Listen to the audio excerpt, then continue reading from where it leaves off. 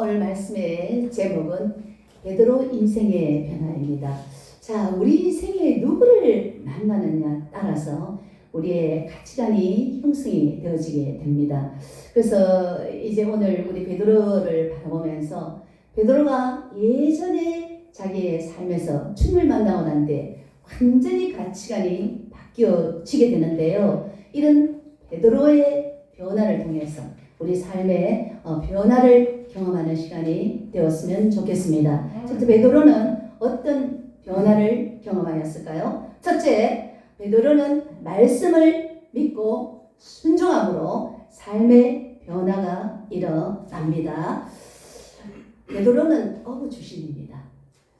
오늘 본문에서 밤이 새도록 고기를 잡았어요. 근데 한 마리도 잡지를 못한 겁니다. 허탈한 상태에 있던 이때 베드로에게 예수님은 베드로에 의해서 우리들을 가르치게 됩니다. 아마도 하나님 나라의 비밀을 가르치셨을 것입니다. 밤새 한 마리도 잡지 못했던 공황 상태의 그 베드로, 아마도 이때 베드로는 말씀에 더 집중을 하였을 것입니다. 이렇게 집중하여 말씀을 들었던 베드로, 하나님의 말씀을 듣고 예수님의 말씀을 듣고 난 이후 베드로에게 예수님이 이렇게 명령하십니다. 4절 다 같이 읽도록 하겠습니다. 시작. 말씀을 마치시고 시몬에게 이르시되 깊은 데로 가서 그물을 내려 고기를 잡아라. 밤새 한 마리도 잡지 못했던 그 베드로에게 예수님은 깊은 데로 가서 그물을 내리라고 하십니다. 베드로의 상식과 경험으로서는 순종할 수 없는 상황이었지만, 그러나 말씀을 믿고 의지하고 순종하였더니 그물이 찢어질 정도로 고기가 잡혔습니다. 2배에 잠길 정도의 고기가 잡혔던 것이죠. 자, 이런 베드로는 기적과 놀라운 기쁨을 이제 경험하게 됩니다. 자, 이제 베드로의 인생에 다시 한번 이제 생각할 수 있는 인생의 터닝 포인트라는 새로운 기회가 온 것입니다. 그동안 천한 업으로 살았습니다. 이제 참된 인생의 멘토시고 구주신 예수 그리스도를 만나고 이제 새로운 변화를 경험하게 되죠. 자, 우리 인생에도 예수를 만나면 이런 변화가 일어나게 됩니다. 자, 빌립보 지역에 전도하다가 감옥에 갇혔던 그 바울과 시라가 하나님 앞에 찬미하고 기도했더니 옥문이 열리고 옥토가 움직이고 옥문이 열리고 수갑이 다 풀어지게 됐습니다. 간수장이 이것을 보고 하나님의 놀라운 기적을 보고 예수를 믿게 됨으로 말미암아 간수장의 인생에 새로 터닝포인트 변화가 일어나게 됐습니다. 자, 여러분, 저와 여러분 어떻게 주님을 만났습니까? 예수님의 말씀 복음을 받아들이고 그 말씀을 믿음으로 말미암아서 지금 여러분 자신의 삶의 변화가 일어났지. 먼저는 우리에게 영적인 변화가 왔습니다. 그 다음에 정신적으로 육체적인 이런 변화가 우리에게 따라오게 되는 것이죠. 자, 옛날에는 우리의 누구가 우리의 주인이었습니까? 세상의 공정머리를 잡고 있던 마귀가 우리의 삶의 주인이었습니다. 우리는 마귀의 종으로 살아왔던 우리, 이제는 누구를 주인으로 멘토로 우리가 삼으면서 살아가는 삶이 되었습니까? 예수님을 인생의 주인으로 우리 인생의 멘토로 이제 삼고 살아가는 이런 우리 삶의 변화가 일어났습니다. 지금 우리가 병들고 육체적으로 병들고 가난하고 못 배우고 우리가 외모적으로도 1등하지만 그러나 우리는 예수님을 만나로 말미암아서 새로운 인생이 열린 것입니다. 아직도 주님을 깊이 경험하지 못한 분이 있다면 이 시간 예수 그리스도가 바로 우리에게 구원의 자십니다. 예수 그리스도가 우리에게 소망이십니다. 이 예수 그리스도를 여러분 깊이 만나고 경험하신 분 만나면서 이전과는 다른 새로운 여러분 소망의 인생을 열어가시길 주님의 이름으로 축복합니다. 두 번째로는 예수님을 구주로 고백함으로 신앙의 정체성의 변화가 일어났습니다. 베드로는 유대인입니다. 대부분의 유대인들은 율법을 가지고 있었어요. 그러나 이 율법을 가지고 율법을 머무르는 방식으로 그 형식적인 어떤 그 신앙의 삶을 대부분 사는 사람들이었습니다. 그래서 유대인들이 오실 메시아를 기대하고 율법이라는 형식에 매여서 진정 하나님의 나라를 경험하지 못하고 있을 이때에 주님은 형식과 율법에 매여 있는 이 베드로를 찾아갑니다. 찾아가서 얘에게 진정한 내가 바로 하나님을 전가하는 하나님 나라를 너에게 전한 진정한 메시아 구세주라는 것을 베드로의 보기 장면 현장에서 보여주십니다. 처음으로 경험으로 이제 주님을 확실하게 믿게 된 베드로.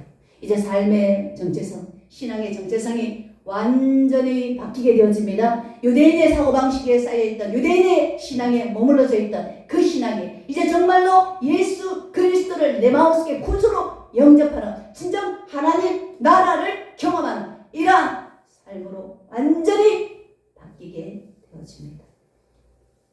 자, 우리 8절 다 읽도록 하겠습니다. 시작. 시몬 베드로가 이를 보고 예수의 무릎 아래에 엎드려 이르되 주여 나를 떠나소서 나는 죄인이로소이다. 아멘. 율법에 매여서 형식적인 신앙에 매여 있었고 예수 그리스도가 오셨지만 이분을 메시아로 믿지 못했던 이 베드로에게 말씀을 가르치고 또 명령하여 그 순종으로 기적을 체험하고 주님을 만나는 경험을 하게 합니다. 바로 예수 그리스도가 구심을 고백하는 그런 삶의 변화가 일어났습니다. 자, 이제 주님을 만나서 삶의 정체적인 변화가 되는데요. 자, 오늘날 대부분의 사람들은 우리가 태어날 당시부터 죄인이라는 사실을 알지를 못합니다. 우리가 죄인이라는 사실을 알지 못하기 때문에 우리가 의인으로 변하기 위해서 주님이 필요하다는 것을 모르고 내가 인생의 주인으로 삼고 대부분 이렇게 살아가고 있습니다. 하나님께서 처음에 죄 없는 인간으로 우리를 창조하셨지만 아담과 하와 원죄로 말미암아서 우리 모두 다는 죄인으로 이제 태어나게 됐습니다. 이 죄인들에게는 누가 필요합니까? 바로 예수 그리스도 메시아가 필요하다는 겁니다. 이분에 오셔서 우리를 의롭다 하시고 우리를 의인으로 이제 만들어 주시고 우리의 삶의 정체성을 새롭게 하게 하시는데요. 자, 이렇게 아직도 죄인의 상태로 살아가고 있는 많은 사람들이 있습니다. 여러분, 내가 지금 의인의 삶을 살고 있습니까? 아직도 예전에 살던 마귀의 종된 이 죄인의 삶을 살고 있습니다. 여러분, 예수 그리스도를 믿으면 여러분 의인의 삶이 되어지게 됩니다. 교회에 나오는 많은 사람 가운데도 아직도 죄인의 상황에서 못 먹고 있는 이런 사람들도 얼마든지 많이 있을 수가 있다는 것입니다. 자, 요한복음에 밤중에 예수를 찾아온 니고데모 아시지 않습니까? 니고데모는 유대인이고 바리새인이었습니다. 그런데 유대인이고 그 시대의 지도자였던 이 니고데모 예수를 알지를 못했습니다. 하나님 나라를 경험하지를 못했습니다. 그래서 이 니고데모가 밤중에 예수님을 찾아왔어요. 예수님께서 하신 이 기적은 하나님으로부터 온 것인데 도대체 당신은 랍비 정도로만 생각하고 이 처음에 대해서 궁금해서 질문을 합니다. 예수님은 유대인으로서 전혀 예수님을 알지 못하는 이 니고데모에게 천국의 비밀한 것, 예수 그리스도가 죽으시고 부활하실 것을 복음에 대한 확실한 메시지를 전하게 됩니다. 그때 니고데모가 그 당시에는 받아들이지 않았다라고 생각할 수 있지만 나중에 다른 성경 본문을 보면은 이 니고데모가 예수님을 영접하고 믿음의 사람이 되게 됩니다. 그래서 예수님을 만나고 나면 우리가 예전에 마귀의 종된 이런 삶에서 이제는 하나님의 자녀라는 이런 새로운 신분의 정체성을 가지게 됩니다. 하나님 나라의 공주와 왕자가 되겠죠. 자, 이렇게 자신의 정체성을 회복하고 인생을 멋지게 살아갔던 사람의 대표적인 사람이 있죠. 바로 사도 바울이 아니겠습니까? 여러분들도 이제 자신의 정체성을 다시 한번 발견하시면 좋겠습니다. 그렇다면 예전에 우리가 마귀의 종됐던 그 삶에서 이제 하나님의 자녀라는 이런 신분의 정체성으로 여러분 바뀌면 여러분의 인생이 이제 바뀝니다. 우리의 정체성은 어떻습니까? 주님의 택하신 백성이고 왕같은 제사장이고 주님의 소유된 이제 백성이라는 것입니다. 그렇기 때문에 우리는 하늘 나라의 왕자가 되고 공주가 되기 때문에 우리가 이런 독특한 정체성으로 자긍심을 가지고 우리가 살아갈 수 있다라는 것입니다. 우리의 아버지는 누구십니까? 이 세상을 창조하시고 이 세상을 다스려 가시고 이 세상을 마지막 심판하시는 그 하나님이시라는 겁니다. 그 하나님이시기 때문에 정말 우리는 부족함이 없는 것입니다. 우리가 부족할 때마다 우리는 그 하나님께 기도하면 우리 하나님께서는 우리의 삶의 필요들을 적절하게 이제 채워주시는데요. 여러분 아직까지 이런 신뢰와 하나님 향한 믿음이 부족합니까? 아직도 내 인생의 모든 문제를 내가 처리하려고 하고 내 방법, 내 경험, 내 지식으로 여러분 해결하려고 하십니까? 하나님께서 우리의 모든 삶을 책임지십니다. 그분에게 인생 전부를 여러분 맡기십시오. 자녀들은 아버지에게 다 맡겨도 됩니다. 여러분들의 질병을 맡기십시오. 여러분들의 재정 문제를 맡기십시오. 여러분들의 장래의 결혼 문제를 맡기십시오.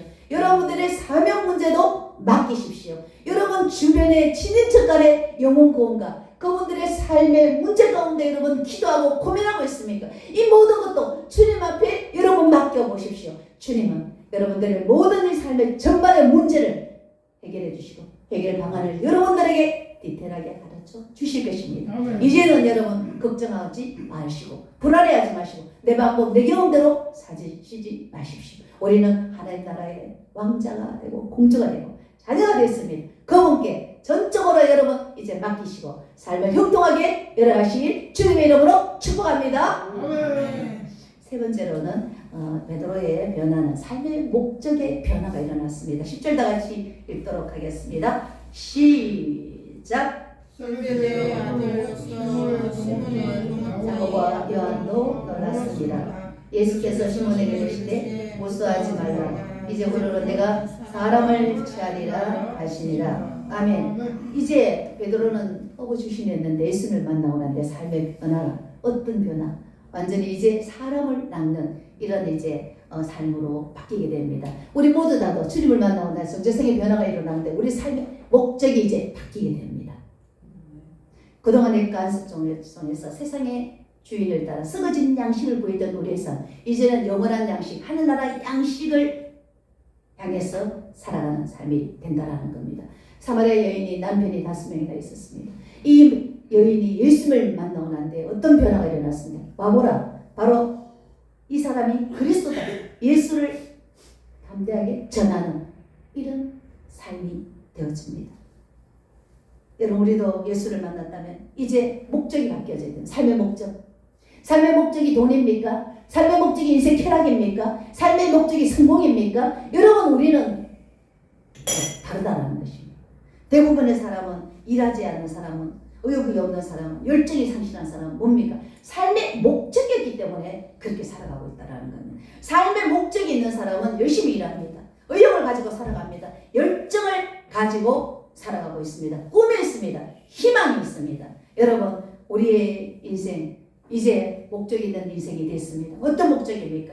바로 베드로에게 이제 우리는 내가 사람을 취하리라고 하는 이런 영혼 구원을 향한 목적, 이것이 우리 인생의 목적이 됐다라는 겁니다. 우리의 모습은 다 다릅니다. 우리의 삶의 환경도 다 다릅니다. 우리의 직업도 다 다릅니다. 우리의 재능도 은사도 다 다르지만 우리가 가져야 될 목적, 그건 단 한 가지, 영혼 구원이라는 것입니다. 여러분 영혼 구원에 우리의 모든 재능과 은사와 우리의 삶의 모든 에너지를 다 여러분 투자하셔서 영혼 구원에 집중하십시오. 예전에는 여러분 우리의 삶의 방에 어떤 해외여행이 우리의 목적입니다. 돈이 많이 벌어서 내통에 가면은 전부 해외여행의 부축입니다. 해외여행. 여러분 여기에서 연봉 수억이 되면은 그 다음에 해외여행의 길이 열립니다. 이러면서 사람들을 돈 벌게 합니다. 자, 우리가 과연 해외여행이 우리의 목적이겠습니까? 우리가 박사학위 받아서 출세해서 여러분 우리 나를 자랑하는 이것이 우리 인생의 목적이 아니에요. 내 삶의 안락을 위한 이것도 우리 삶의 목적이 아니잖아요. 우리의 삶의 목적은 뭡니까? 우리를 건강 주셨고 우리에게 재능 주시고 우리에게 은사를 주셨고 여러분 직업을 주시고 지식을 주시고 이 모든 것들은 어디다가 이제는 정체성이 변한 우리는 하나님의 자녀가 된 우리는 어디다가 집중해야 됩니까? 영혼 구원에 집중을 해야 된다는 것입니다. 여러분 너희는 먼저 그의 나라와 의를 구하라. 그러면 너희에게 모든 것을 해주시겠다. 너희들의 필요한 의식 문제 다 해결해 주시겠다. 또 우리가 지금 어디다가 초점을 맞추지 못하기 때문에 우리가 지금 어려운 삶을 살아가고 있습니까? 하나님 나라에 초점을 맞추지 못하고 있기 때문에 우리가 영혼이 아파가고 있고 재정에 궁핍함이 있고 여러분 모든 면에서 막힘이 있다는 겁니다. 그러니까 우리가 초점을 바로 먼저 맞춰줘야 된다. 우리는 내 필요한 거, 육신에 필요한 걸 주면은 내가 하나님 나라를 위해서 일하겠다. 대부분 이렇게 말을 하게 되는데요. 일을 하나님 나라에 초점을 안 맞추니까 오히려 육체는 더 병들더라. 더 아프더라. 나는 건강하면 주님 일하겠다 하는데도 오히려 주님이 일을 할 때 건강이 부수적으로 따라오게 되더라. 그러니까 봉사하는 자에게 하나님께서 건강을 주시. 아파도 봉사를 열심히 하면 건강을 주시죠. 힘을 다하여. 내가 할 수 있는 한에서보다 부의 힘이 넘치도록 하는 겁니다. 넘치도록. 하나님이 여러분 건강 주시고 여러분 재정 주시고 여러분의 인생에 막힌 꼬인 문제를 열어주시기 때문에 여러분 인생의 목적은 단 하나 뭡니까? 바로 영혼 구원이라는 거예요. 이 교회도 영혼 구원을 위한 장소이기 때문에 이곳에 와서도 역시 여러분 새로운 영혼들에게 여러분 다가가서 친절하게 대해주고 여러분 건면해주고 그를 위해서 기도해주고 그 영혼을 살리는 교회에 와서 헌신하고 봉사하고 왜 이 모든 것들이 뭡니까? 영혼 구원에 초점을 맞추고 목적을 향한 삶이라는 것입니다. 여러분 이런 삶을 여러분 사심으로 말미암아서 여러분의 삶에 더 정말 풍성한 열매와 풍성한 축복들이 여러분들에게 알려지시길 주님의 이름으로 축복합니다. 말씀을 맺겠습니다. 자, 오늘 베드로의 변화를 통해서 우리 삶의 변화를 우리도 경험하게 되어지는데 우리 복음의 말씀을 받아들였습니다. 믿고 이제 하나님의 자녀가 됐습니다. 자녀가 된 사람에게는 이제 예전의 삶의 방향과는 완전히 다른 정반대의 삶이 된다는 겁니다. 하늘나라의 자녀로서 이제는 그분을 향해서 살아가야 되고 그 다음에 그분께서 가장 원하시는 것이 영혼 구원. 너희는 천하만 명이 다면서 복음을 전하라고 하셨기 때문에 우리는 여기에 우리의 재능, 달란트, 우리의 모든 에너지를 다 쏟아 나가셔야 된다는 겁니다. 할렐루야.